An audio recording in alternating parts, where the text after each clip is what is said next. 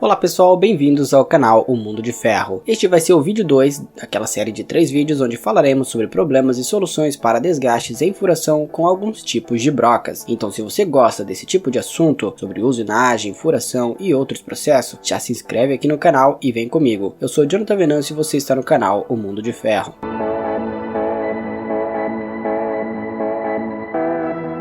Bem-vindos ao canal O Mundo de Ferro. Como já falado, vamos falar sobre problemas e soluções e também sobre alguns tipos de desgastes que acontecem no processo de furação. No vídeo 1 falamos sobre as brocas com pastilhas intercambiáveis. Neste vídeo vamos falar sobre broca com ponta intercambiável. O primeiro problema que vamos falar é furo fora de tolerância. Quando esse tipo de problema acontecer, verifique o desgaste da ponta, verifique o batimento radial, diminua o avanço, verifique a estabilidade da peça, do sistema de fixação e a superfície da peça. Utilize uma broca piloto ou ponto para arestas mais longas. E se a aplicação é estacionária, verifique o alinhamento da torre do torno neste caso. O segundo problema, que é um problema bem comum também, é o problema de vibração. Reduza o balanço da broca para melhorar esse tipo de problema. Melhore a estabilidade da peça e verifique a fixação da ferramenta. Também seja importante reduzir a velocidade de corte e ajustar o avanço por rotação. Em seguida temos um problema duplo, potência ou torque insuficiente